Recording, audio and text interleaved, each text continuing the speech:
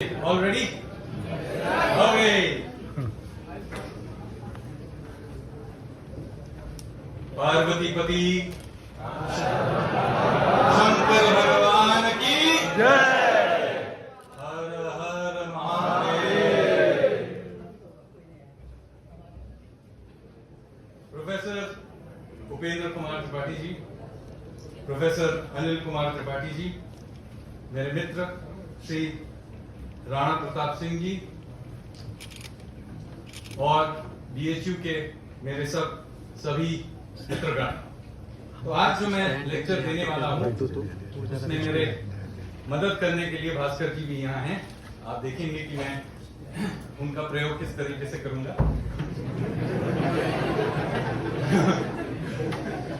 अब मेरा जो ये विषय है आज के लेक्चर का वो यही है कि भारत के इतिहास का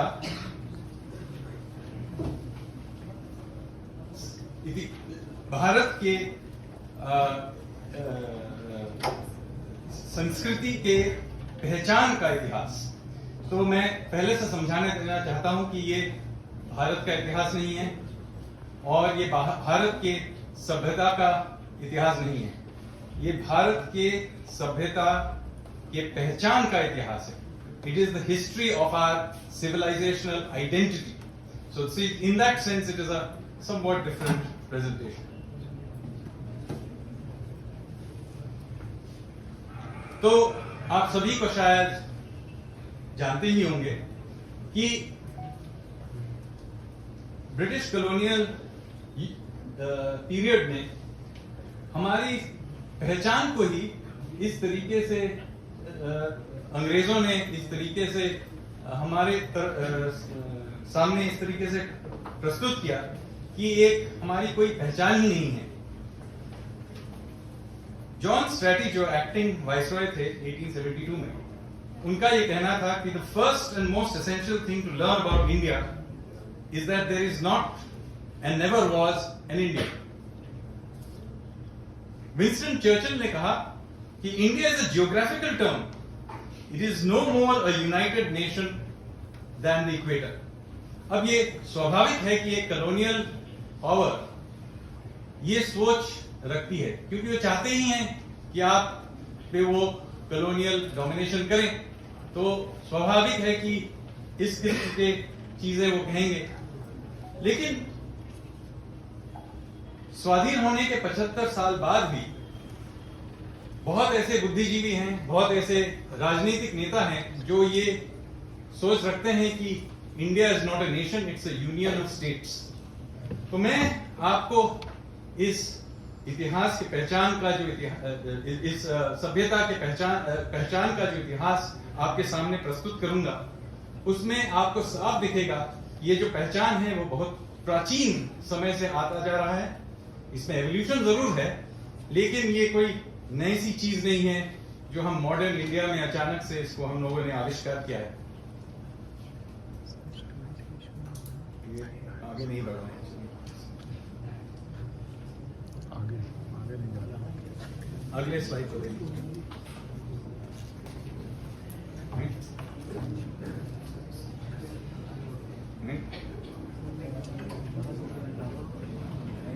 इससे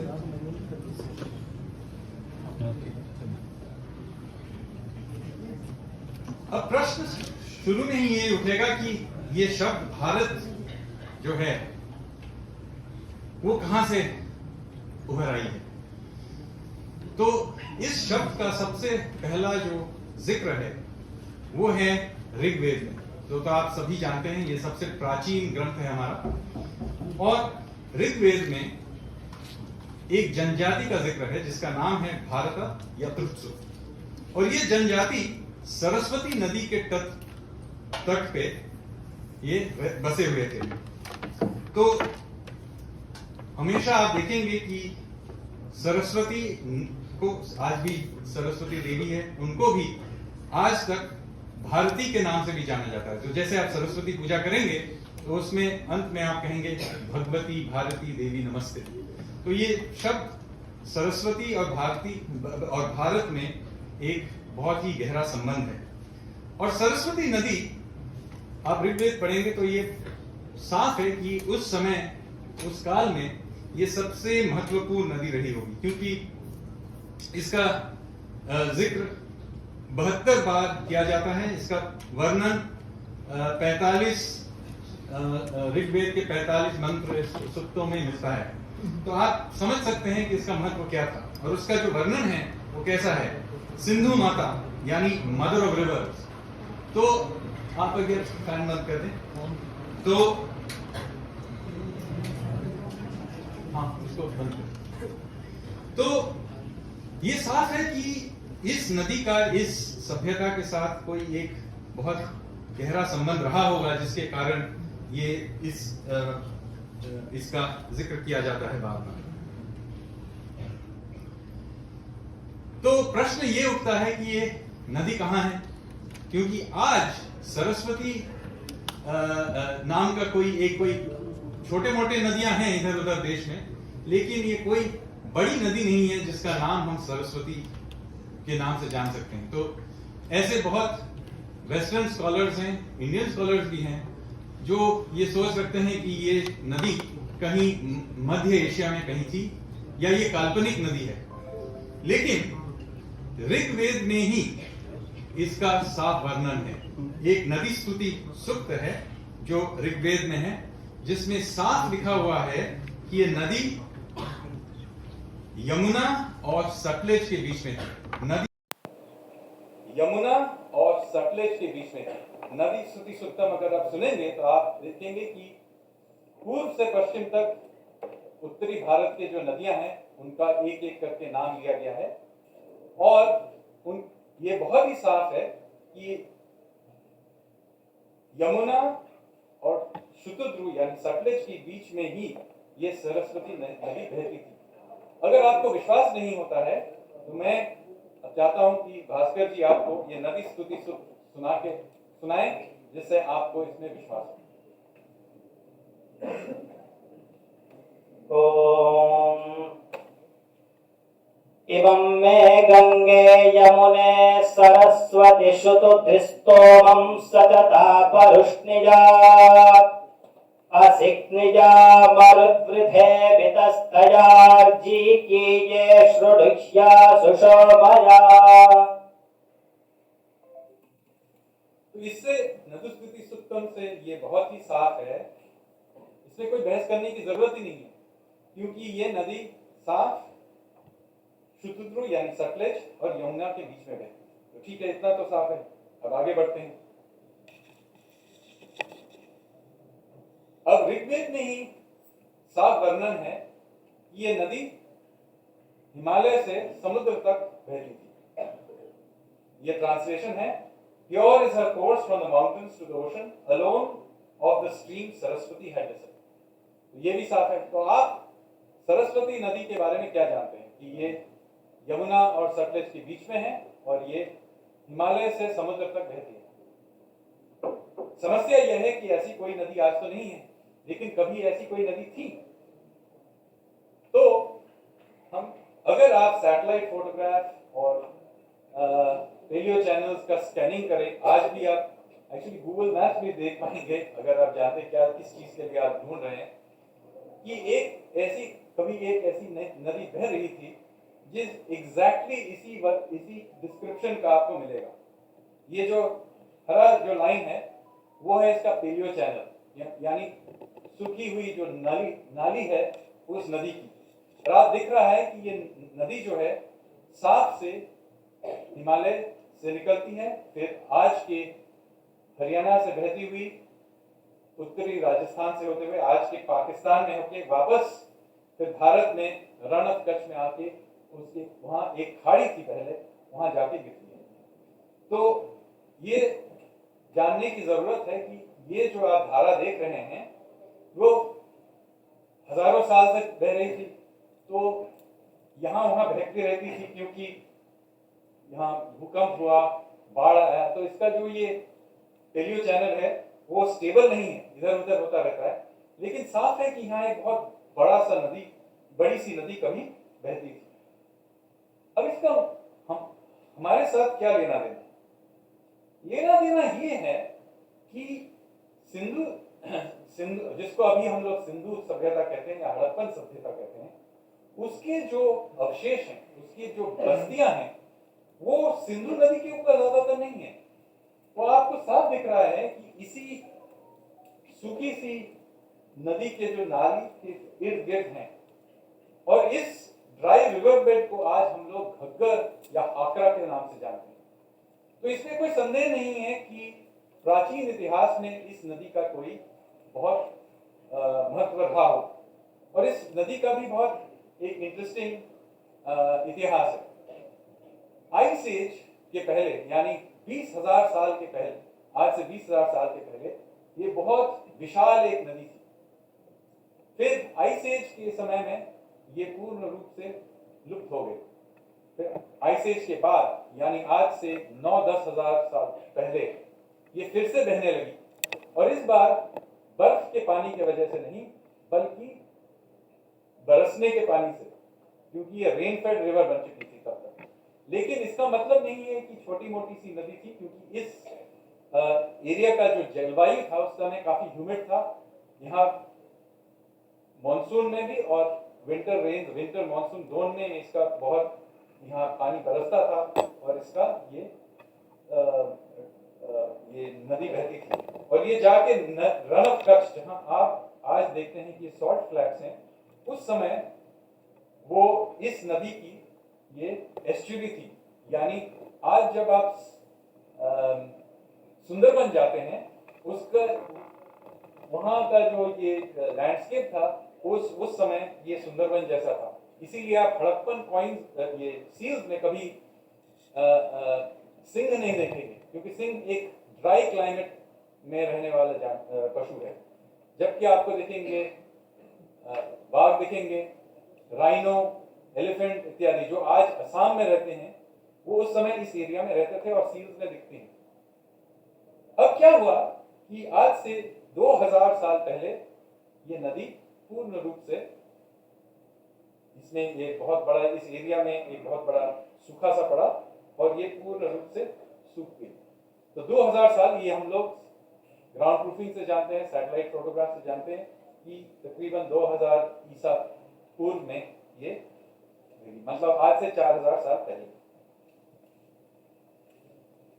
अब एक और प्रश्न उठता है कि ठीक है, भारत नाम का कोई एक जनजाति रही होगी, वो सब ये सरस्वती नदी के तट पे रहते थे, लेकिन ऋग्वेद में ये भी वर्णन है कि ये भारत जो ये जनजाति थी, वो अपने मातृभूमि को सप्त सिंधु के नाम से जानते थे।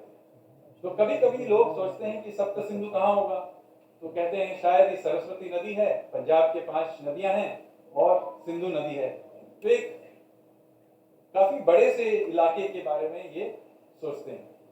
लेकिन अगर आप ऋग्वेद में भी देखेंगे तो असलियत यह है कि ये एक ही छोटी सी एक क्षेत्र, छोटे से एक क्षेत्र के बारे में कह रहे हैं, क्योंकि ये जो बाकी नदियां हैं, जो सिंधु के जो ट्रिब्यूटरीज हैं, उनका इन सप्त सिंधु, इन 7 नदियों में कभी भी इनका नाम नहीं लिया जाता। ये काफी साफ है ऋग्वेद से, ये सभी नदियां सरस्वती नदी की उपनदियां थी, यानी ये सरस्वती नदी की ट्रिब्यूटरीज थी। और ये फिर से यहाँ एक चांट है, coming together glorious loudly roaring Saraswati mother of flood Sindhu माता, the seventh with copious milk with fair streams flowing. So it's quite obvious that all these rivers are flowing into this. So we are dealing with essentially the Saraswati river and its tributaries. So why am I giving you this long story? Because essentially we are dealing with a very small area which today is Haryana. तो आप एक विशाल क्षेत्र के बारे में नहीं कह रहे। ये जनजाति जो थी, एक छोटी सी जनजाति थी, वो आज के हरियाणा में बसी हुई थी। तो एक ऐसे मामूली से जनजाति का नाम जो भारत है, तो उसके नाम से हम लोग आज एक विशाल देश का नाम क्यों रखें? इसका क्या महत्व है? इसको जानने के लिए आपको थोड़ा सा इतिहास जानना पड़ेगा। लेकिन उसके पहले ये मैं फिर से प्रूव करना चाहता हूं कि ये मैं जो कह रहा हूं, ये मैं एग्जैजरेट नहीं कर रहा। देखिए, महाभारत में भी जब बलराम अपने तीर्थ में निकले थे, वो कुरुक्षेत्र के युद्ध में उन्होंने भाग नहीं लिया था, पर वो जब तीर्थ में निकले थे तो वो सरस्वती नदी के तट से चल रहे थे। तब तक सरस्वती नदी ज्यादातर लुप्त हो चुकी थी। फिर वो जाके एक जगह पहुंचे जिसका नाम ही था विनाशनम, मतलब वहां तक नदी आके लुप्त हो रही है। और फिर वो कहते हैं कि इसके उत्तर में सप्त सारस्वत हैं, मतलब 7 नदियां हैं जिसका नाम है सुपर्वा, कंचनाक्षी, विशाला, मनोरमा, उगावती, सुरेनु और विमला तका। यानी ये हैं इस नदी के उपनदी, मतलब ट्रिब्यूटरीज। और ये जो ट्रिब्यूटरीज हैं वो पंजाब की नदियों से इनका कुछ लेना देना नहीं। और साफ कहा हुआ है कि ओहावती जो है वो कुरुक्षेत्र से निकलती है। तो अगेन फिर से साफ है कि आप जो कह रहे हैं ये छोटी सी जनजाति है, वो आज के हरियाणा के इर्द गिर्द रहते हैं। तो इतना सा मैंने आपको बैकग्राउंड दिया है। क्यों? क्योंकि मैं ये समझाना चाहता हूं कि ये जो नाम भारत है ये बहुत ही एक छोटे से मामूली से जनजाति का नाम है। तो अचानक से इस नाम का महत्व कहां से आया, और उसको समझने के लिए आपको ये ऋग्वेद में जो इतिहास है उसको समझना पड़ता है। ऋग्वेद में वर्णन है कि एक बहुत महायुद्ध हुआ। तो एक बार ये हुआ कि ये जो जनजाति, भारत जनजाति के जो राजा थे उस समय, उनका नाम था सुदास, उनके गुरु थे वशिष्ठ। उनके ऊपर 10 जनजातियों के एक कॉन्फेडरेसी ने उनके ऊपर आक्रमण किया पश्चिम की ओर से। तो बस इस आक्रमण में बहुत एक युद्ध हुआ। वो युद्ध हुआ परुष्णी नदी यानी रावी के तट पे। और भारत जो जनजाति है उन्होंने इन 10 जनजातियों को पूरी तरह से पराजित किया। और उसमें वर्णन है कैसे 6060 योद्धाओं को उन्होंने मार डाला। तो फिर मैं भास्कर जी को अनुरोध करूंगा कि इस दशराजन्य युद्ध के जो सुक्त हैं उनको आपको सुनाएं, जिससे आपको विश्वास होगा कि इसका कैसे साफ वर्णन है ऋग्वेद में। ओम पुरोडा इत्तुर्वशो यक्षुरासीद्राये मत्स्यासोन्निशिता अपीवा सृष्टेञ्चक्रुर भिगवो दृह्यवश्च सखायमतरद्विषूचोः दुराध्यो अदितिं श्रेवयन्तो चेतसो विजगृभ्रे परुष्णीं मह्नाविव्यक् पृथिवीं पद्यमानः पशुष्कविरशयच्चायमानः अधश्रुतं कवशं वृद्धमप्स्वरो दुह्युन्निवृणः वज्रबाहुः वृणाना अत्र सख्याय सख्यान् त्वायन्तो ये अमदन्ननुत्वा निगव्यवो नवो द्रुह्यवश्च षष्टे शता शुशुभुषट्सहस्रा षष्टिरवीरासो अधिषड्डुभो यो विश्वेदेन्द्रस्य वीर्या कृतानि। So it is now, even if you didn't understand it, let me explain to you. It is a explanation of how much of a big battle.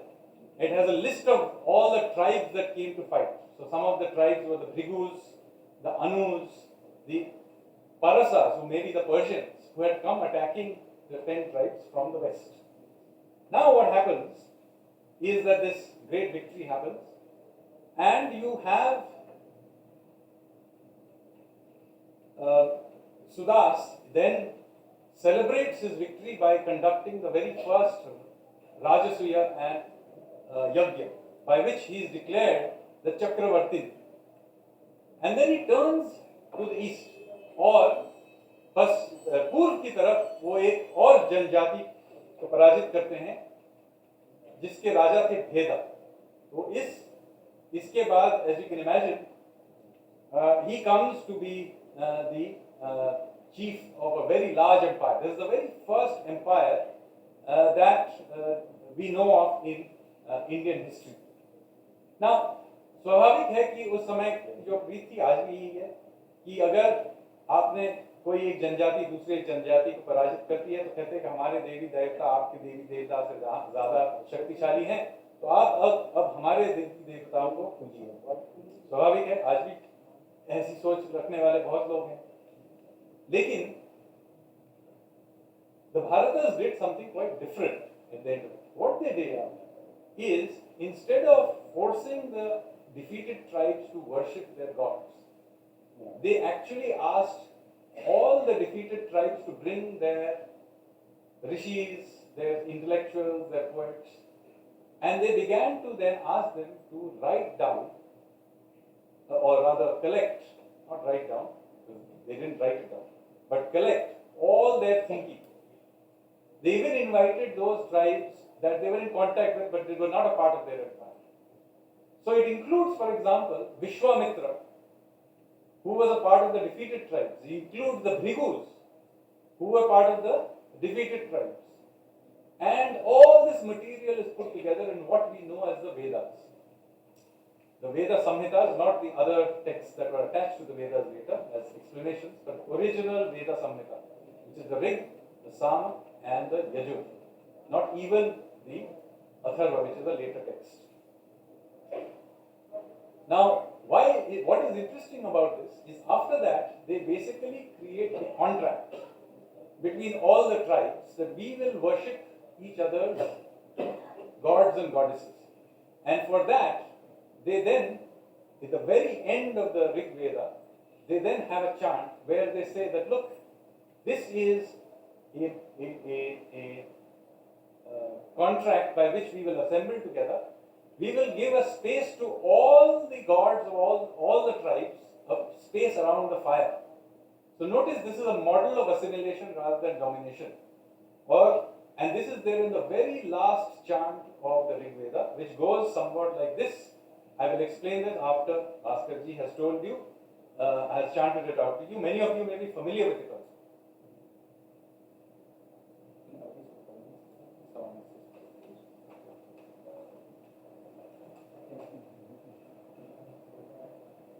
ॐ संसमिद्युवसे वृषन्नग्ने विश्वान्यर्य इडस्पदे समिध्यसे स नो वसून्याभरा संगच्छध्वं संवदध्वं संभो मनांसि जानताम् देवा भागं यथा पूर्वे संजानाना उपासते समानो मन्त्रः समितिः समानी समानं मनसः सह चित्तमेषाम् समानं मन्त्रमभिमन्त्रयेव समाने नवो हविषा जुहोमि समानी भाकूतिः समाना हृदयानिवः समानमस्तु भो मनो यथा वस्सु सहासते। ओम। तो इसका जो अनुवाद है अंग्रेजी में ये है, assemble, speak together, let your minds be of one accord, as all the ancient gods unanimously sit down and are given a space at their appointed chair. The place is common the assembly, common the mind, so be your lots.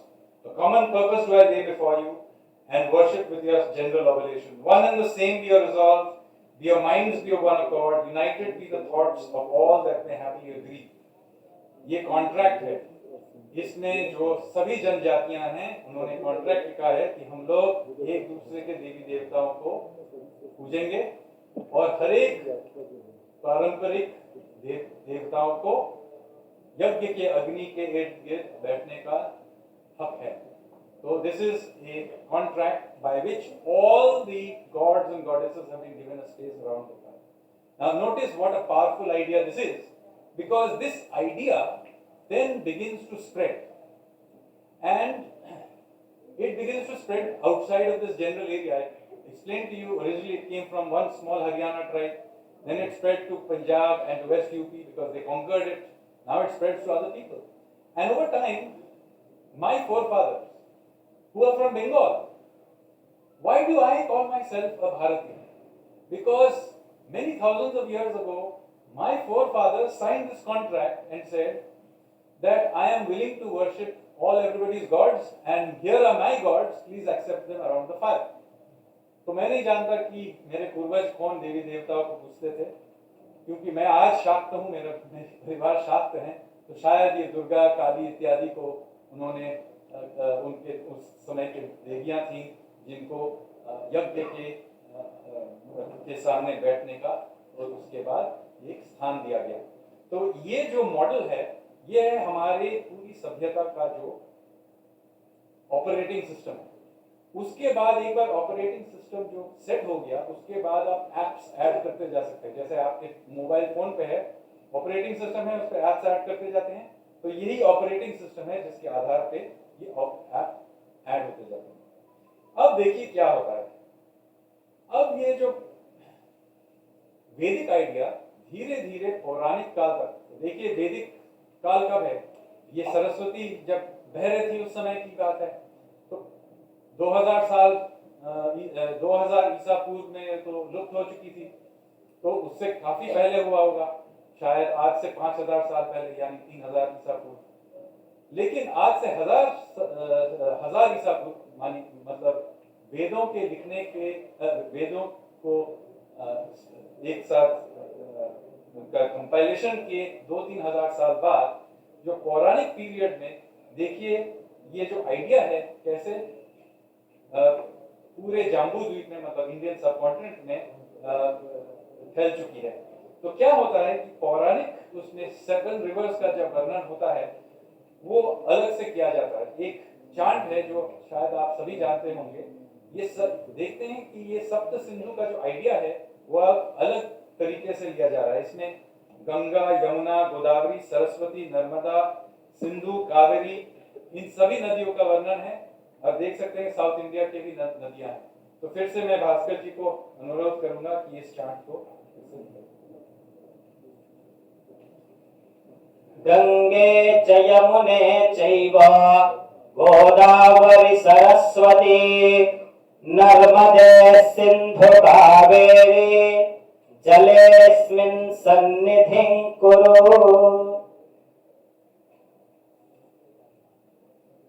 आपको तो फिर साफ दिख रहा होगा कैसे हमारी जो ये सभ्यता है, संस्कृति है, वो कैसे फैल रही है, क्योंकि पौराणिक पीरियड में ये पूरे भारत में फैल चुकी है।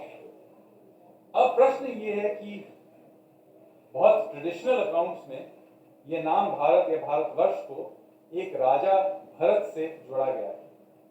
तो सुदास और इस राजा भरत का क्या संबंध है?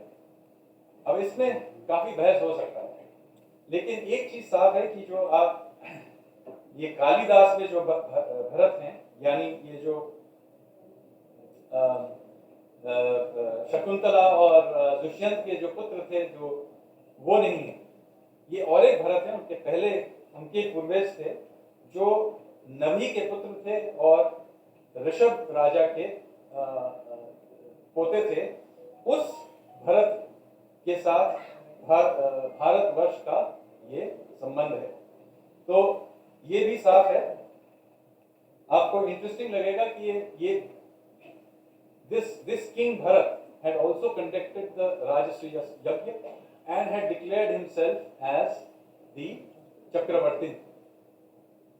Now it is possible that this Puranic Raja Bharat is actually a faint memory of Raja Sudas, because remember, many kings are usually remembered by their tribal name. Even today, Raja Jaipur. To उस तरीके से maybe he was remembered as Raja Bharat because he came from the Bharat tribe. So it is possible that this is a faint memory in the Mahabharata of Raja Sudas, It is also possible it's a separate Raja. We do not know. Many kings may have conducted the Rajasuya Yajna. Nonetheless, it is interesting also that his father Nabhi had also carried out the same yajna and supposed to have conquered all of the subcontinent. तो भारत का एक और नाम है नभी वर्ष, जो शायद आप में से बहुत कम ही लोग जानते होंगे. तो हमारा एक नाम है नभी वर्ष. और उनका जो सिंबल था वो क्या था? वो था चक्र, चक्रवर्ती का चक्र, जो आज भी हमारे फ्लैग में है. Now, the question now is, how do we, one is, fine, we have an identity, it is related to this contract and to the name Bharat, but what is the geographical context of this? So the geographical context of this is, in the Puranas, is very clearly described. Usually Vishnu Puran is used to describe this, but in fact every single Puran actually mentions the geographical context of India. And it clearly states the Varsha, i.e. the land that is north of the ocean and south of the Himalayas, is known by the name Bharata, and the people there are known as Bharati. Slight variation of there is in every other Puran. So it's very clear that this is the subcontinent south of the Himalayas and north of the ocean. So the geographical context is there. It also tells us, this is from the Brahma Puran. I deliberately not use the Vishnu Puran, but the Brahma Puran, which is Vivek Dev-Roy's translation, that the Kiratas live to the east, they are the Tibeto-Burmans, and the Yavanas or the Greeks live to the west. Now this also dates this Puran, because when did the Greeks live to our west? This was just after Alexander's invasion, when the Indo-Greeks were living to the west of us, in fact, an occupied part of western India. So it is very clear that the Brahma Puran was, by the time of the Brahma Puran, there is a clear idea of where India is.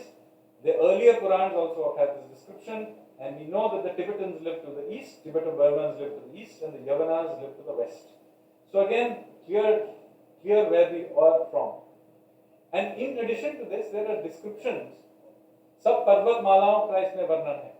तो महेंद्र पर्वत है जो आज eastern Ghats, Malay पर्वत या south western Ghats यानी नीलगिरी, सह्याद्री यानी northern western Ghats, ये तो नाम आज भी है, सुक्तिमत, अरावली, रिक्शा यानी सतपुड़ा, विंध्या, जो समय सिर्फ ईस्टर्न विंध्यास के लिए दिया जाता था, विंध्या, और परियात्रा यानी वेस्टर्न विंध्यास. ये ईस्टर्न और वेस्टर्न विंध्या जहां मीट करते हैं उसका नाम अभी हम लोग वही है विंध्याचल, यहाँ से बहुत पास है. अगर आप नॉर्थ ईस्ट के हैं तो आपको लग रहा है कि आपको छोड़ दिया गया है, इसमें ये नहीं है. यहाँ very clearly said there are those who reside in the east, such as the inhabitants of Kamru. So north east का भी इसमें वर्णन है.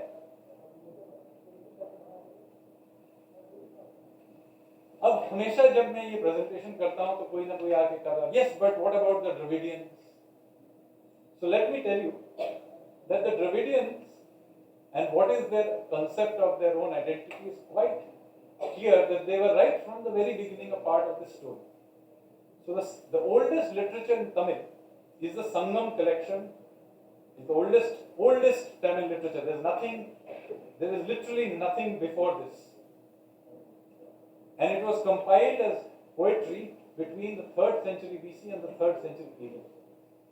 And in the very first Sangam text, which is a grammatical text called the Tolkappiyam, from circa 2nd, 3rd century BC, it starts with a preface, which is the first known statement of Tamil identity, which says, in the virtuous Tamil-speaking land that extends from Venkatam in the north to Kumari in the south. So it's very clear, even today, Tamil Nadu is roughly there, Kumari in the south is Kanyakumari, Venkatam in the north is just about across the border, that's the Tirumala hills, and that is just a little across in Andhra Pradesh, but it's the general area. And this is clearly stated, this was Tamil territory 2,300 years ago. Now comes the twist in the tale. In the same preface, just a few lines below this, it says that the text in the wisdom of the 4 Vedas is rooted. In other words, the oldest known proclamation of Tamil identity clearly states that it is rooted in Vedic civilization. You cannot get away from this. No Dravidianist, Periyarist can get away from the fact that the oldest known proclamation of Tamil identity clearly states that it is rooted in Vedic civilization. It is also interesting that Haryana is remembered. तो हरियाणा को ये origin point है, इसका मतलब नहीं कि सब भूल गए कि अब फैल गया है तो अब छोड़ दीजिए. हमेशा इसको ब्रह्मवर्त के नाम से इसको याद किया जाता है. मनुस्मृति में भी इसको कहा जाता है कि जो सरस्वती और दृषद्वती के बीच का जो ये भूमि है उसका नाम ब्रह्मवर्त है और ये origin point है ऑफ हमारी सभ्यता का ये origin है. तो हरियाणा जो नाम है, कुछ लोग सोचते हैं कि ये 1950s में पंजाब के विभाजन के बाद हरियाणा नाम आया था. ऐसा नहीं है, ये बहुत प्राचीन नाम है हरियाणा और इसको पहले हम लोग ब्रह्मवर्त के नाम से जानते थे. Now there is a further interesting issue. You see, the Rig Veda is composed in a language that is almost identical to Avestan, which is the ancient language of the Persians. And the Zend Avesta, which is the oldest Zoroastrian text, is written in this language. It is almost identical. In fact, except for a small pronunciation change, a few pronunciation changes, it is the same language. So the Vedic Sanskrit Sa becomes in Avestan Ha. By the way, this exact same thing happens in modern Sanskrit. So my name, Sanyal, will become Hanna, Ha. So it happens exactly the same way in Sanskrit. Saraswati becomes Saraswati in Assamese even today. And this exact thing happens incidentally in Old Persian. So what is the name by which they know the Saptasindhu? They call it the Hapta Hindu. This is the first use of the term Hindu. Hapta Hindu, it is not from the Sindhu as Hindu, but from the term Hapta Hindu as in land of seven rivers. It is a clear reference to the Bharatas and their homeland. It is interesting, however, that there seems to be a dispute between the people who ever wrote the Western and the Vedic people. Because in their texts, the Devas are the evil people and the Asuras are the good. इसीलिए they worship Ahura Mazda, the great Asura. और later Indian पौराणिक tradition में भी जो ये good bad का ये tradition है, उसमें असुर bad हो जाते हैं और देव good हैं. लेकिन ऋग्वेद में this is not true. If you read the Rig Veda, the Asuras and Devas are simply different sets of gods. Gods and anti-gods. And many of those who we consider to be Devas are actually Asuras. For example, Varuna is an Asura. Rudra is an Asura. So it is very important to remember that the original religion did not look at the dichotomy as good and bad between Asuras and Devas. They were basically much more like yin and yang. Those of you who are familiar with the yin and yang idea of East Asia, it was much more like that. And so this is how they thought about it. However, obviously there was some dispute. It may have something to do with the Battle of 10 Kings. आप बैठ सकते हैं आप. Obviously, it could be something about 10 Kings between when the Bharatas won. They had defeated a tribe called the Parasats. This is the ancient name, by the way, of the Persians. The Parasa people, the Persians. So it is possible that after this battle, the Bharatas pushed out this tribe which went out westward and settled in what is now Iran.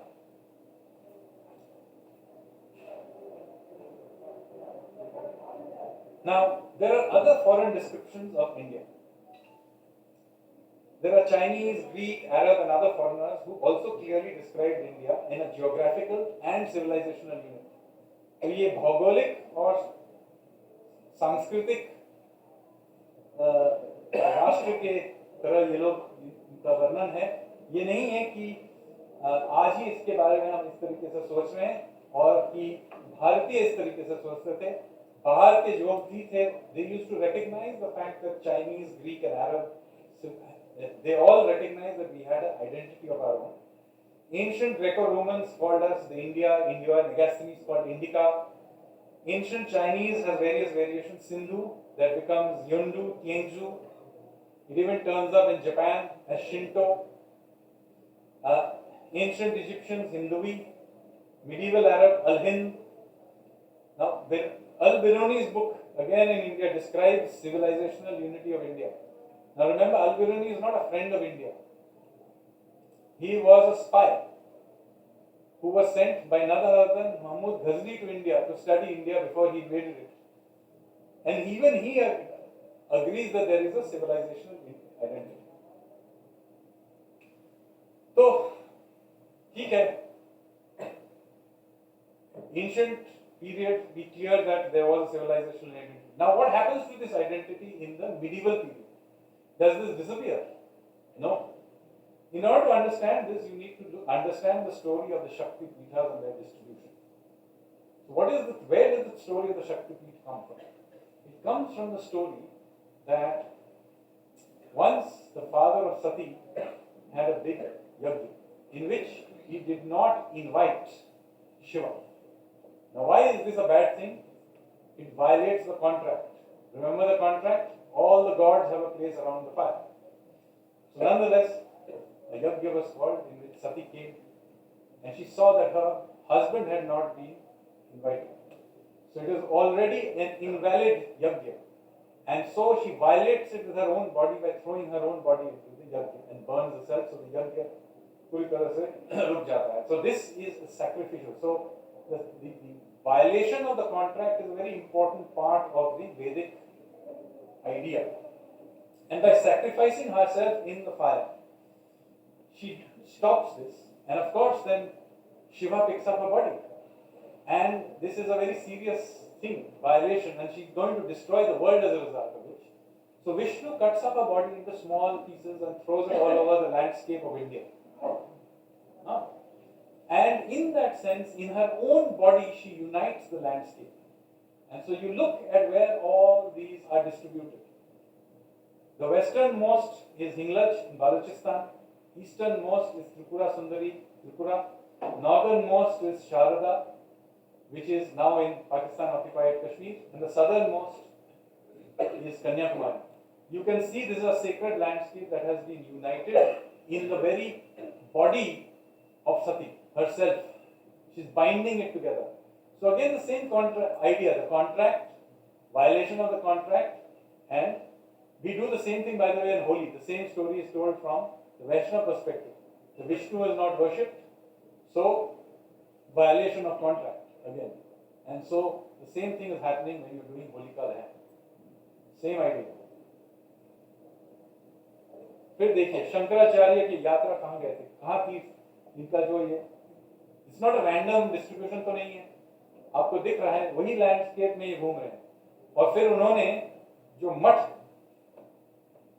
इनका establishment कहाँ कहाँ है, पूरी, श्रृंगेरी, द्वारका, बद्रीनाथ, चारों कोनाओं में.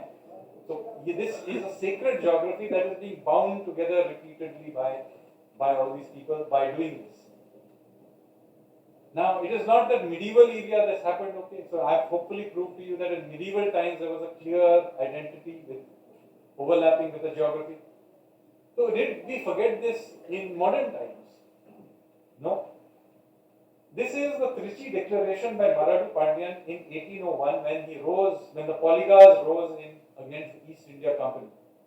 Now the Polygars were a small group of chieftains from Tamil Nadu, and they rose against the East India Company in 1801. They are from Tamil Nadu and maybe neighboring areas of Andhra, etc. Now look at what they say in their, who are they claiming to represent in this proclamation? To the castes and people, Brahmins, Kshatriyas, Vaisyas, Sudras and Musalman that are in Jambu Dweep, subcontinent of Jambu Dweep, this notice is given. This notice that is not addressed to a specific, so this notice, this is not addressed to a specific group, to the people of a small region. They didn't say, this is to all the people of Tamil Nadu or Dravidistan, etc. They said, use the word Jambu Dvipa. Jambu Dvipa meaning Bharatvarsha, the landscape of the subcontinent. So even early medieval period, 1801, small group of people in southern India rising in revolt, who are they claiming to speak for? They are speaking for all of India. So this identity is a very is a very strong thing. Vivekananda's Parivrajaka. Just like Shankaracharya, you can see he is going all over India in exactly the same way. Okay, 1890 to 92. Again, notice same landscape, same idea of binding together. So the point here is that the idea of India is an ancient one and it is evolving. It is a civilizational nation. It is not a Westphalian nation in the Western sense. It is a civilizational idea of nation. And of course, we are not the only people with this idea. The Chinese have an idea of civilizational nation. The Israelis have. In some sense, the Iranians also have. The Greeks used to have in ancient times. After all, they fought with each other all the time. But when the Persians turned up, they all united. So we are not even unique. And we are very clearly a civilizational nation. But very important here to remember that we are not a pure nation. This does not mean that it's some pure idea of purity or of common origin. This is mostly about an origin going back to an acceptance of that contract. And at different points of time, this even spread outside of India. It went to Southeast Asia, to places like Bali. The largest Hindu temple in the world is in Cambodia. So remember that this is an idea that has spread over time. It has shrunk, it has spread, and so on. And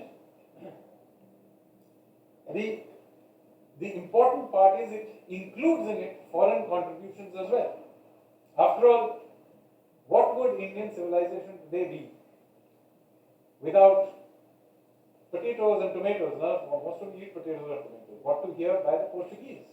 Or cricket, which is now part of our civilization. Or the English language, I'm speaking in this language. So I'm not making a case for a pure civilization to go back to the beginning or something. But the fact that this civilization exists, has had a clear identity for long periods of time, is well established. I hope I have been able to prove that to you.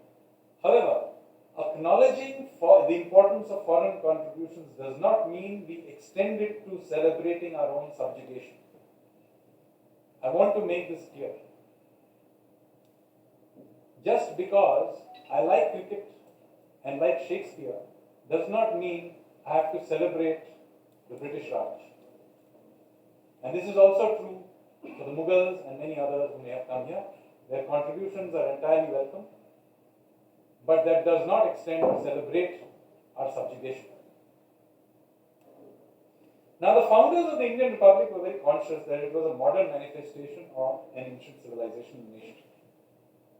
So Jawaharlal Nehru, on his 15th August 1947 speech, he says, "The soul of a nation long suppressed finds utterance." Okay? They are all conscious of this. He is not saying the soul of a union of states long suppressed finds utterance. That may be what his great-grandson says, but that is not what he says. The first line of the Constitution is, India, that is Bharat, will be a union of states. तो ये सिर्फ अनुवाद की बात नहीं है. अगर अनुवाद ही करना था तो क्या कर सके? तो अंग्रेजी वर्जन में लिखते India shall be a union of states, और हिंदी में लिख देते Bharat will be a union of states. हो गया काम. लेकिन दोनों वर्जन में दोनों नाम दिया गया है. क्यों?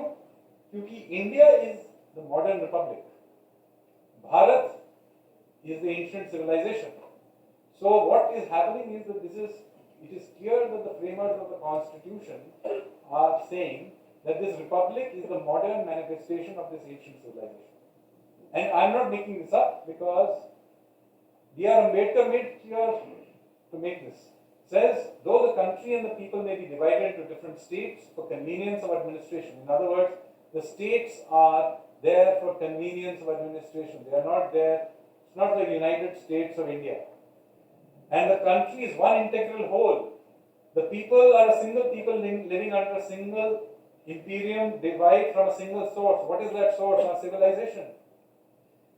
And he says the drafting committee thought that it is better to make it clear at the onset than to leave it to the speculation or to dispute.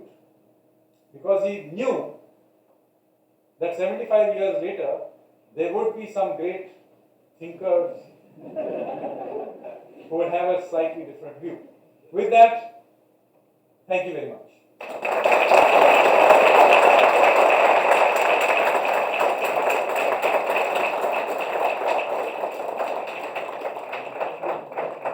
Huh? No, I can moderate myself. I'm happy to answer questions if that is what you wish.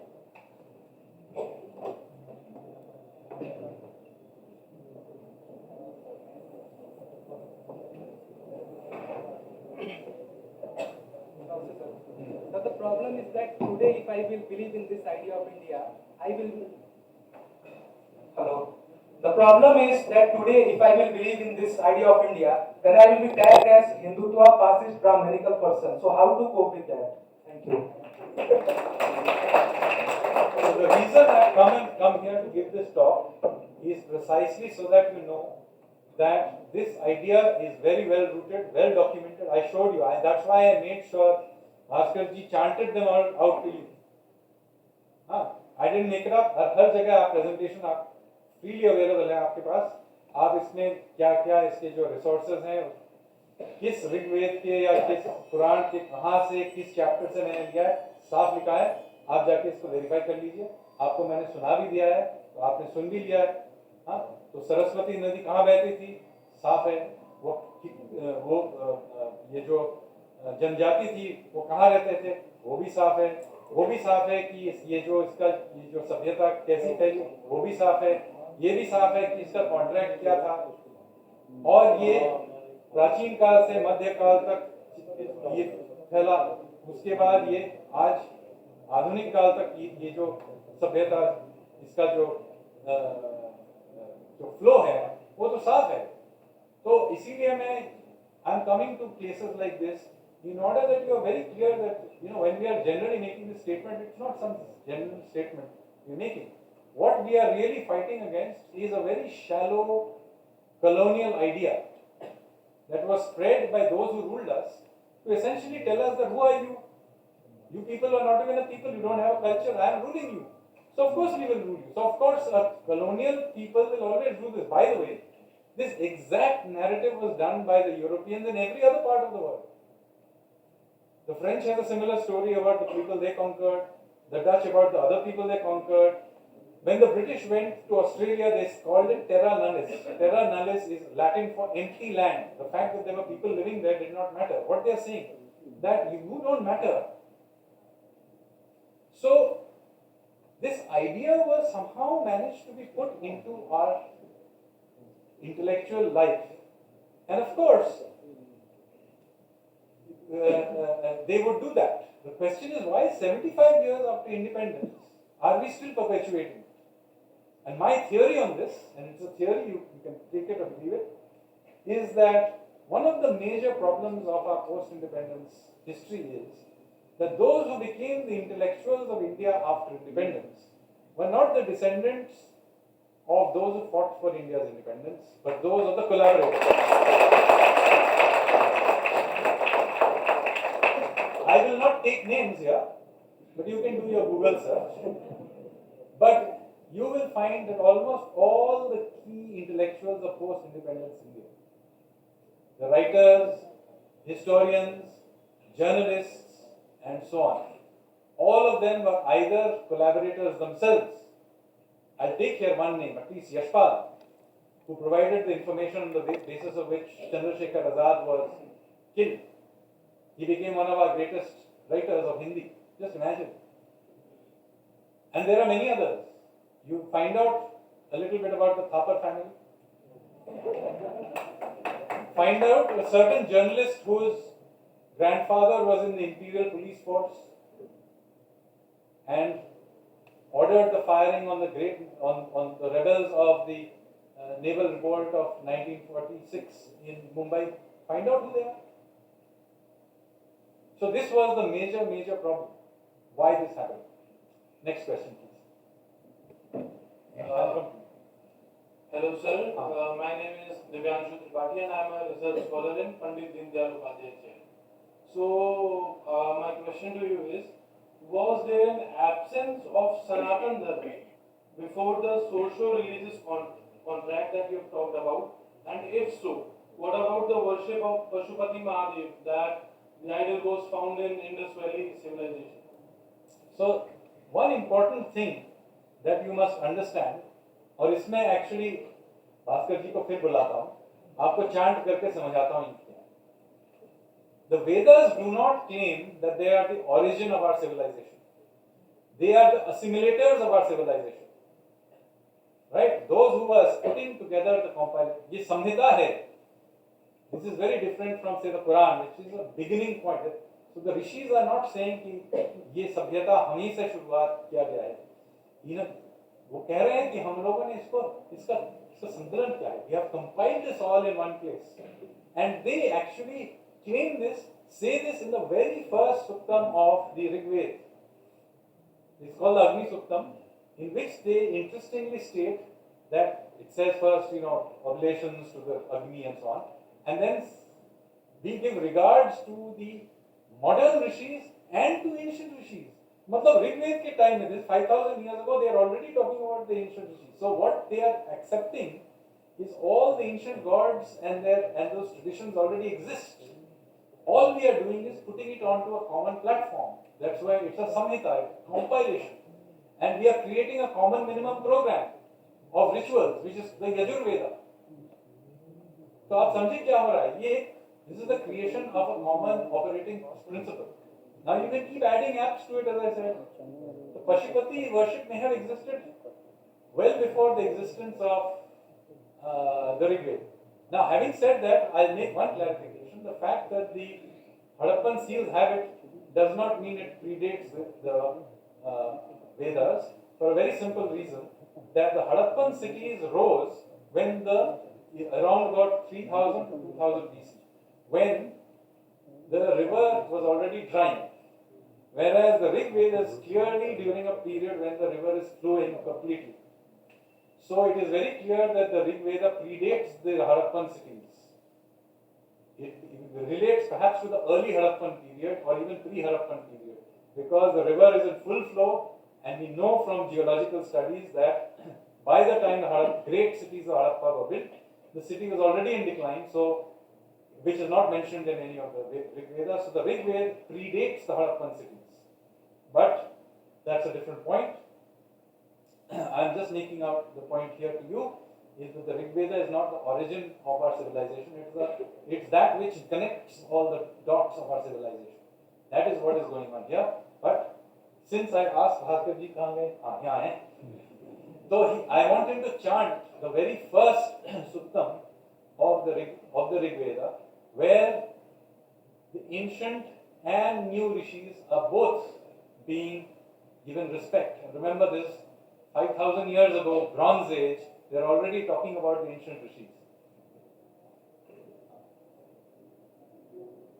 Om Agnimire Purohitam Yajñasya Deva Mrityujam Hotaram Ratnadhatamam Agnih Purve Bhirvishibhiredhyo Nutanai Bhuta Sadevam Ehavakshati. So it's very clear, right in the beginning. So the Rig Veda, you see, when Western scholars are studying it, they think it's a random distribution of. It's not the case. It's very clear what the first, and you heard that this is the first suktam, where they're clearly saying we are paying respect to the ancient and present rishis. So they're already talking about continuity. And in the last, they're giving all the gods space around the fire. All the ancient gods have a space around the fire. So you can see what is going on. They are talking about continuity, and they are giving respect to all the gods of all the tribes. And by the way, new people can also join it. So as I said, at some later point, my forefathers would have joined it. They may have contributed Kali and Durga and Jagadhatri and other gods. Maybe some of you come from other parts of the country, you may have contributed. And then we created a common platform in which we could essentially, it's like, as I said, you can keep doing this. As we grew, we may have gone to Southeast Asia, we would have taken on gods there also, and so on and so forth. Yeah, the next question. He wants to ask a question, then I'll come back. My name is Vinay. I'm a student of political science. The question is that, sir, so there has been a population in the discourse of narratives that is, reclaiming the Indian civilization identity, sir. As Bhagwatji and many have been saying about the geographical and civilizational identity that we are all one. My question is, sir, in the present context, that there has been a toxification of convergence and radicalization across the expanse of the population. How do you think that this rejuvenation project would help to counter that? Because you are working with the government too. So what do you think that what are the policies that would help? Well, I'm here in personal capacity, and this is not my area of work. I work in a different field altogether. But it is important that this conceptualization of Indian identity and giving its clear history with all the details is an important project. Because first of all, otherwise you will keep hearing nonsense that you are subjected to, that India is not a nation but a union of states, even though the person who said this belongs to the Indian National Congress. And this is stunning, but you see, these are dangerous ideas, because essentially what they are doing is they are normalizing into our heads this idea that India was never a nation. And of course, this is a useful project for certain ideologies. But I want to show you that this idea that we have is a very old one. It is there from the beginning. Certainly by the Puranic period, you can clearly see that's 2,500 years ago at least. We already covered the whole geography of India. The Sapta Sindhu concept has already transferred itself and includes the Kaveri and the Godavari. You heard that yourself. It's a common chant. I didn't make it up. Many of you probably already knew it. The Puranas, all of them, not one, all of the Puranas describe the description. Roughly, I gave you one. There are others with slight variations, but all the Puranas describe the way.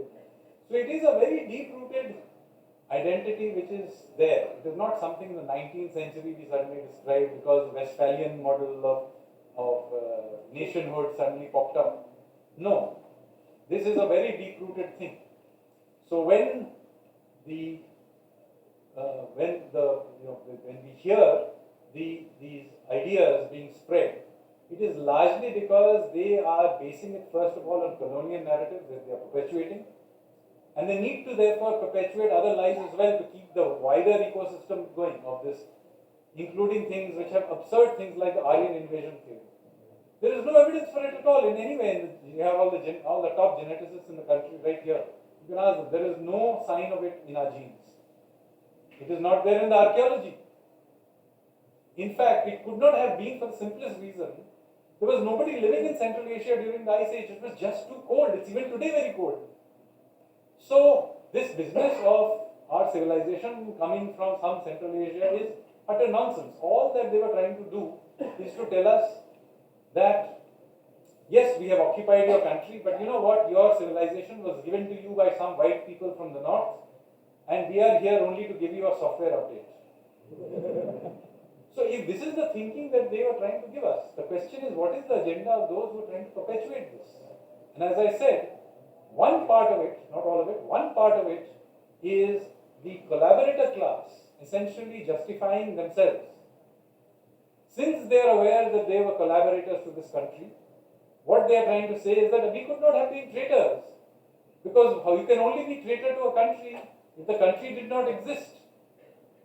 How could I have been a traitor to it? And of course, there was a particular strand of political class which came to power after independence, which captured power, and it suited their narrative as well. Because then you could say that this nation is in existence because of us. Otherwise, this nation doesn't exist. Then it is possible to have a father of the nation. And once you have a father of the nation, you can have a chacha of the nation. You can even have a damad of the nation.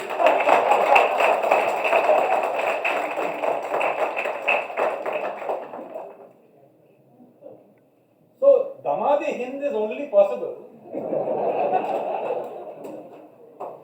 if you are able to prove that the entire existence of India is based on them putting it together. If this idea existed from the very beginning, then it is a threat. Yes, there was a lady here who wanted to speak. Good evening, sir. My name is Kritika Maurya and I am doing history honors from BHU. So I am having two questions.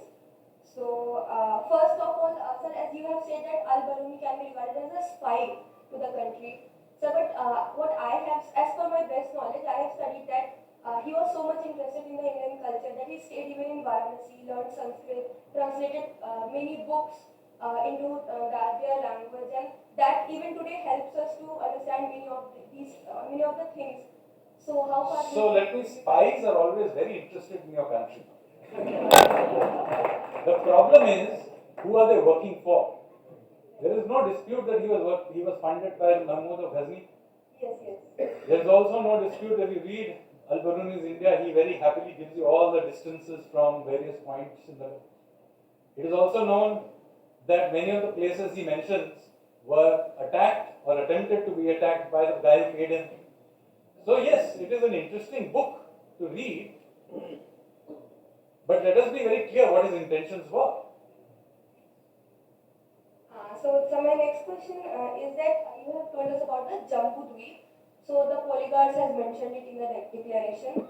So but as we know, our India is so big and different with different climatic conditions. So it is not for sure possible for the jamun to grow everywhere. And this Jambu Dweep, I think, has come with this. Then you know it is not the source of the idea. Take a jambu. You have seen a jambu? You know what's it? Look at the shape. It has got a peninsula at the bottom and high at the top. So what you are dealing with is the shape. It is the Himalayas at the top which are there, and then it narrows down into the peninsula. Now can you see the shape of the Indian subcontinent? That is Jambu Dweep.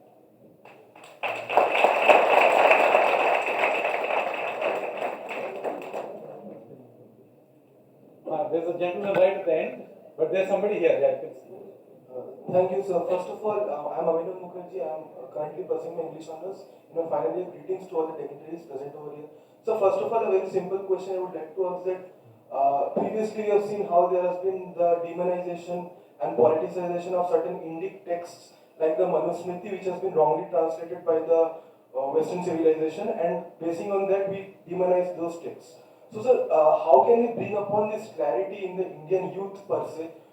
In the village, in the rural areas where there are more, which constitutes more than 70% of the Indian population. So, sir, how do we bring that clarity, considering that there is disillusionment regarding the Indian civilizational identity?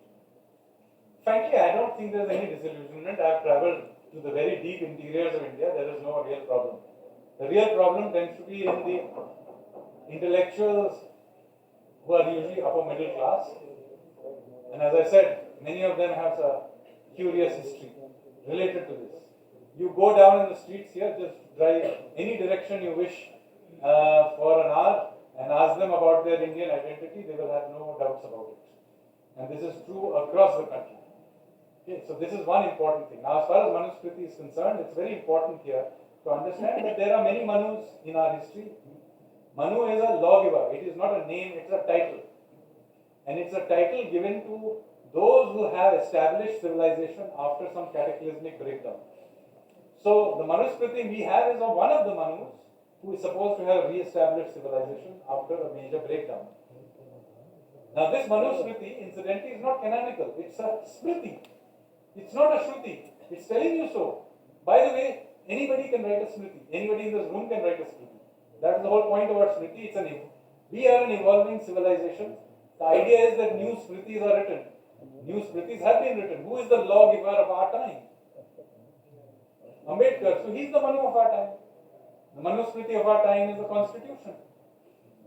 So this is an important thing we need to do. This is out of context, pulling out something and using it. By the way, Manusmriti was always a loose text. It was never, at any point in time, I don't think anybody is here who lives has even read the Manusmriti. I'll be very surprised if anybody in this room has read Manusmriti.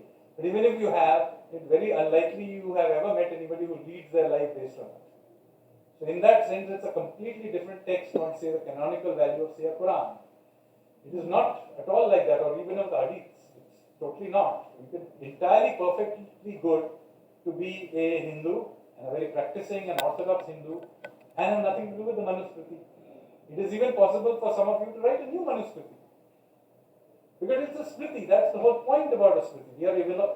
The Shrutis set up the working principle, the organizing principle, that is the underlying operational system. But we have the whole evolution of our civilization is like continuously adding apps to it. The Manusmriti is an app of some point in time. You are entirely welcome to add another app and carry on.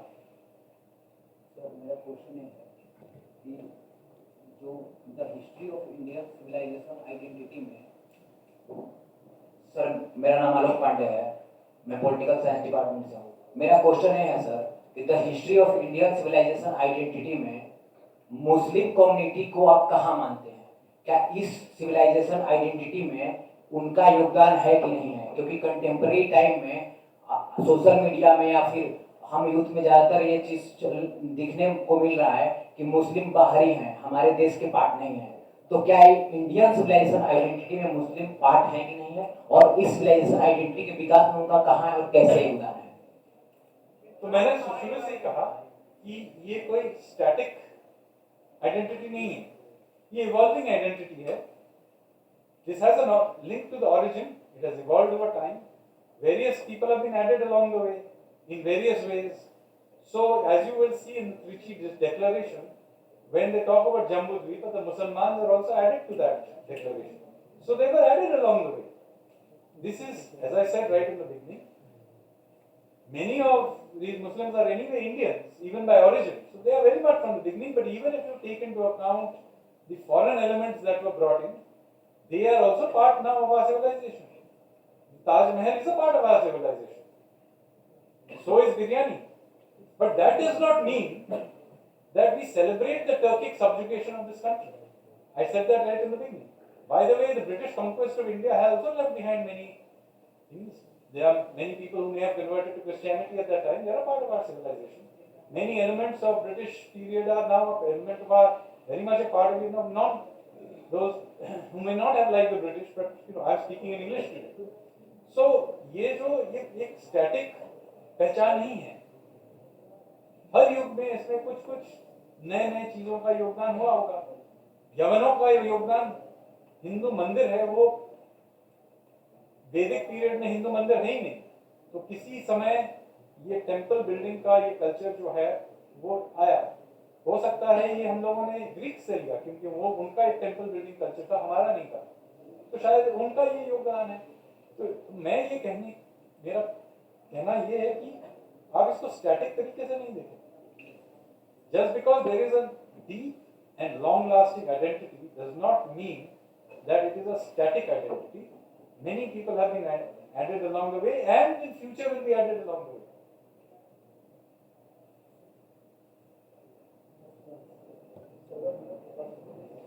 I will take it to the back to the lady after this. आप प्रश्न पूछ लीजिए. I will take 3-4 questions because now it's becoming quite late. So, sir मेरा 3 question है. कोई भी एक पूछ लीजिए फिर दूसरों को भी एक चांस दीजिए. एक काट देता हूँ, 2 कर देता हूँ. सर पहला क्वेश्चन मेरा ये है कि शब्द, भाषा और उससे निकले हुए अर्थ किसी भी संस्कृति के वाहक होते हैं. तो भारत और इंडिया ये 2 शब्द है, आप इसको किस दृष्टि से देखते हैं, पहला. और दूसरा, एक गांधी जी का स्टेटमेंट है, उसमें आपका क्या व्यू है, मैं यह जानना चाहता हूं. वो स्टेटमेंट ये है कि any Hindu should not harbor anger in their hearts against Muslim, even if the latter wanted to destroy them. Even if Muslim want to kill us, all we should face death bravely. If they establish their rule after killing Hindus, we should harbor in a new world by sacrificing our life. तो गांधी जी थे.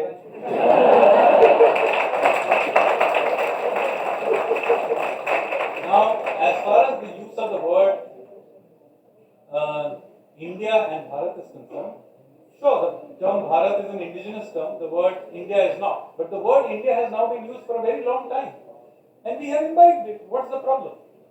I have right from the beginning said we are an evolving civilization. We have picked up many things. We have also picked up the name India. By the way, the Chinese know themselves as Han. They don't know themselves as Chinese.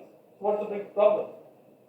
So I am trying to tell you is that ये जो शब्द India है इसका origin है सप्त सिंधु से. It is clearly linked to, by the way, they are linked words because the homeland of the Bharatas was सप्त सिंधु. और सप्त सिंधु से हप्त हिंदू हो गया, फिर हिंदू हो गया, फिर इंडिया हो गया. तो ये इन दोनों का जो origin है वही हरियाणा से है, उसी जनजाति से है, जुड़ा हुआ है. तो इसलिए ये दोनों ही वैलिड हैं. अब जिस भाषा में कह रहे हैं उसमें जिसमें वो प्रचलित है तो वो है. तो आप भारतीय भाषाओं में भारत का इस्तेमाल होगा, अंग्रेजी में आप इंडिया का इस्तेमाल कीजिए. लेकिन मैं इस सोच का नहीं हूं कि इंडिया अंग्रेजी में इस्तेमाल होता है तो इसको अपनाना नहीं चाहिए. ये गलत है, इसको अपना लेना चाहिए. जैसे शब्द हिंदू है, हिंदू शब्द भी बाहर से घूम के आया है. हमारे अपने लिए शब्द ये है कि हम लोग सनातनी हैं. लेकिन अब हजारों साल से इस शब्द का इस्तेमाल किया जा रहा है और हम भी इस्तेमाल करते हैं. तो कौन सी इसमें खराबी है? अगर आप कह रहे हैं कि हम लोग बाहर के इन्फ्लुएंसेस को अपनाएं तो हम अपने लिए जो शब्द है उसको भी अपनाएंगे.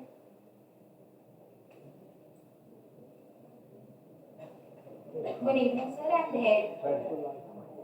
Good evening, sir. My name is Dhairya. I'm a student of law. Sir, in all this context, where is Sri Lanka here? I mean, do we first find this mentioned Ramayan only, or it has some link to the Indian mainland also? No, it has many links to the Indian mainland. Sir, in your discourse, you did not mention it once also. So, how it is related? I would like to know. Well, obviously, Sri Lanka has many links to us. Civilizationally, they have, and for that matter, Nepal has also been a part of our civilization. The majority population of Sri Lanka are the Sinhalese, who have their origins in Bengal and Odisha. Sinhalese as a language is derived from old Bengali. So, there is obviously, they are a part of our wider civilization. They are, however, not a part of our republic. And that's why I said even in the constitution that distinction is there. Nepal is also a part of our civilization, but is not a part of our political identity as a Republic of India. So they are two somewhat different things. But that is why when the constitution was made, they write India, which represents the Republic. That is Bharat, which is meaning that we recognize that we are the modern manifestation of this ancient civilization. It is a union of states. So अभी administratively हम लोग इसको union of states की तरह चलाएंगे. यही. So they are a part of our civilizational identity, but they are not a part of our political identity. That is also true of, for example, people in Bali. They are part of our civilizational identity, but they are not a part of our political identity. Sir अभी तक के जो talk में दो चीजें अगर देखा जाए तो सामने आई हैं. एक हमारे देश के बाहर और हमारे देश में ही एक ऐसा तबका है जो कि हमारे अंदर ऐसा दिखाना चाहता है कि आप एक हारी हुई सिविलाइजेशन है या आप कोई बहुत पुरानी सिविलाइजेशन नहीं है. तो इनके लिए एक चीज ये हो सकती है कि अभी के टाइम में हिस्ट्री में जैसा हमने देखा कि काफी रिसर्च का एक वाइड स्कोप खुला हुआ है, तो इसमें रिसर्चेस क्यों उतनी नहीं हो पा रही हैं. दूसरी ये चीज कि मैं अगर आज यहाँ से जाता हूँ, मैं क्योंकि जूलॉजी का स्टूडेंट हूँ, मेरा हिस्ट्री से या पॉलिटिकल साइंस से उतना रिलेशन नहीं है, फिर भी मेरा आइडेंटिटी के प्रति अपने लिए एक भावना है, उसके लिए मैं आया. लेकिन जो मेरे बाकी के सहपाठी मित्र हैं, अगली बार ऐसा कुछ होता है तो मैं उनका कंट्रीब्यूशन उसमें कैसे दूं या उन्हें कैसे इसके बारे में जागरूक कर सकूं, अगर इसके बारे में आप कुछ बता सकें. तो देखिए, इतिहास को फिर से लिखने की जरूरत है, ये तो इसमें कोई संदेह नहीं है. मैं स्वयं इकोनॉमिस्ट हूँ, मैं कोई इतिहासकार नहीं हूँ. मैंने अपने ऊपर ये एक भार लिया है कि मैं अपने तरीके से इस इतिहास को रिसर्च कर रहा हूँ. लेकिन काफी हद तक ये जो इंडियन हिस्ट्री का जो ये रीराइटिंग है वो सिर्फ हिस्टोरियंस नहीं कर सकते. इसमें बहुत क्रॉस कटिंग इंटरडिसिप्लिनरी रिसर्च की जरूरत है. Economic history for example, should it be written by the economists और by the historians? Similarly, should we think history of art should it be done by the artists or should it be done by the historians? The point is we have left it to historians. That there is no need for it to do. It requires collaboration. Secondly, do remember that this particular history that we have inherited was largely written in colonial period because the colonial project wanted to dominate us, and the best way to dominate somebody is to begin to tell their story back to them in a different way. So they did it very systematically. I mean, to be fair to the British, they really invested in our understanding and rewriting our history. But it's very interesting how they went about doing it. So have you noticed that when we read our history books, even today, that no matter when the battle happens, Indians always lose. Battle of Plassey, Indians lose. 3 battles of Panipat, whoever happens to be on the Indian side loses. Battle of Buxar, you lose. Whatever it is. So now, since we are still around, we surely should have won some battles. We are still here now. So what happened to those battles? The reason they were all edited out is because the British wanted us to feel the sense of inferiority, and so they systematically edited it out. So, for example, even today, we read Samudragupta, one of our greatest generals, by the way. He created an empire, he went all the way down to southern India, etc., etc. Samudragupta is known as the Napoleon of India. It's a colonial term. Now Indians get very excited. Napoleon of India, bol diya, bahut samman diya. But what the colonial historians are doing is essentially saying, yes, he was a great general, but remember, we beat Napoleon. That is the messaging. And we have, still our textbooks use this term. Similarly, notice the way the textbook is written, you will get the impression the Mughals came, they ruled India, and then the British took over India. What they don't tell you is in the intervening 80 years, the Marathas ruled India. Right? Now, 80 years is not a short period of time. The Indian Republic has still not existed for 80 years. So, what happened to that 80-year period? The British were very, very afraid that there would be another revolt, particularly led by all these kingdoms that had still been left over by the Marathas. And so, they quietly dropped out the Maratha period from our history books. So, what happens is, Mughals rule India, British rule India. Intervening period, vanish. You will almost certainly not know anything about Bajirao except for that movie about Mastanis.